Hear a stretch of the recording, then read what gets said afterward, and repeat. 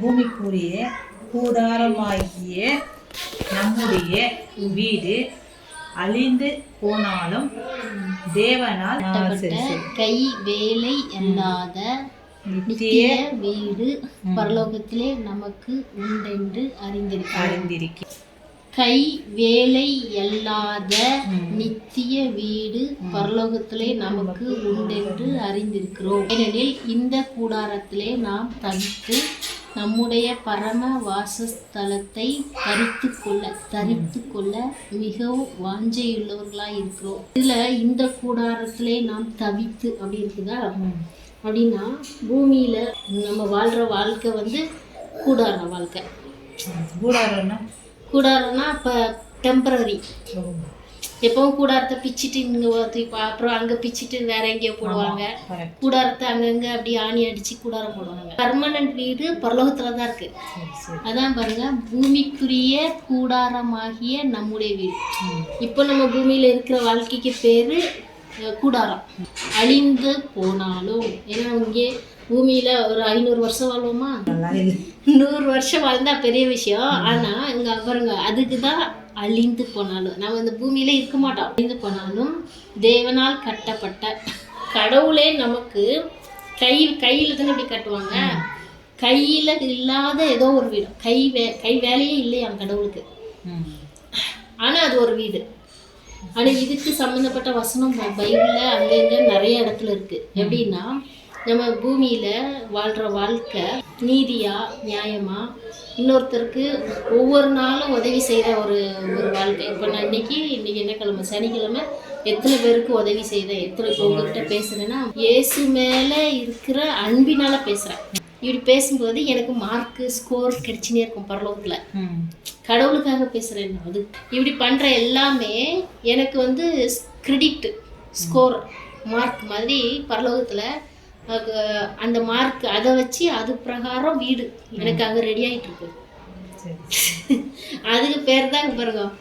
இப்போ சப்போஸ் நம்ம வீட்டு இந்த பூமியில டைம் வேஸ்ட் பண்ணிட்டு சில வீடெல்லாம் கூரை இல்லாம அறக்குறையா கொஞ்ச நாள் நல்லா வாழ்க்கை வாழ்ந்துருப்பாங்க நியாயமா, அப்புறம் ஃபுல்லா அநியாயமா வந்திருப்பாங்க.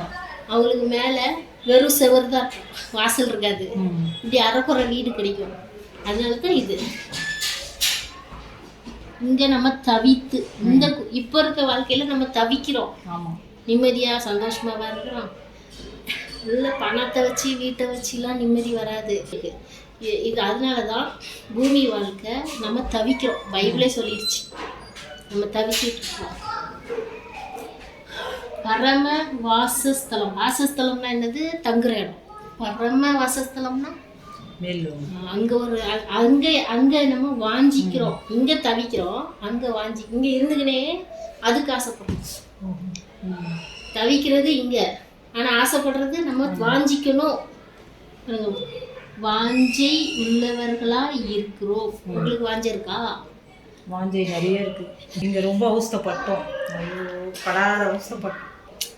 அப்படிங்கிறது ஒரு பக்கம். உண்மையான வாழ்க்கை பணமும் இல்லை. இப்போ உண்மையான வாழ்க்கை வந்து கடவுளுக்கு வாழ்றது. அதான் உண்மையான வாழ்க்கை. அதான் ஆண்டவர் சொல்றாரு இல்லையா, உனக்கு எல்லாம் தெரியும். அப்போ ஆண்டவரை பற்றி தெரிஞ்சிட்டும் சொல்லாம இருந்தா அவர் துக்கப்படுவார். அதே மாதிரிதான் எல்லாருமே. இப்போ எல்லாரும் நீங்க உங்களுக்கு கடவுள் நல்லது செய்ய ஆரம்பிச்ச பிறகு சும்மா இருக்கக்கூடாது, சொல்ல ஆரம்பிக்கலாம். நான் மட்டும் சொல்லணும் அப்படி இல்லை. இந்த உலகத்தில் இருக்க எல்லாருமே கடவுள் செய்த நல்லது. உங்களுக்கு இந்த உலகம் வந்து கூடாரம் மாதிரி ஒரு நாள் இது ஒன்றும் இல்லாமல் போயிடும். பர்மனண்ட் வீடு அங்கே கட்டிகிட்டே இருக்காரு. அந்த விஷயம் உங்களுக்கு தெரியுமா? அப்படி சொல்லுங்க. அப்படிதான் நமக்கு ஃபஸ்ட்டு அறிவு, பைபிள் படிக்க படிக்க நிறைய அறிவு வந்துடும். அப்புறம் அதை சொல்லணும். 2 லைனில் ப்ரேயர் பண்ணணும். 2 லைன். அன்புள்ள ஏசப்பான்னு ஸ்டார்ட் பண்ணணும். அன்புள்ள ஏசப்பா, இந்த நாள் கொடுத்ததுக்காக நன்றி. ஃபஸ்ட்டு எடுத்ததுமே நன்றி நன்றி நன்றி அப்படியே சொல்லணும். எனக்கு கொடுத்த ஹஸ்பண்டுக்காக நன்றி, பிள்ளைங்க அப்படி என்னென்ன அவங்கள சுற்றி இருக்குதோ அதெல்லாம் அவங்கள்ட்ட சொல்லணும். ப்ரேயர்னா இதுக்கு நன்றி சொல்லுங்க. கூப்பிடுறது கரெக்டாக கூடணும். அன்புள்ள ஏசப்பான்னு கூடணும். அப்புறம் நீங்கள் எல்லாம் பேசணும், என்னென்ன பேசணுமோ பேசலாம். லாஸ்ட்டில் இயேசுவின் நாமத்தில் ஜெபிக்கிறேன் நல்ல பிதாவே அப்படின்னு முடிச்சிடும். அது ஏன்னா இயேசு பேரில் நான் கேட்குறேன் அப்படின்னா பிதா கிட்ட கேட்குறேன்னு அர்த்தம்.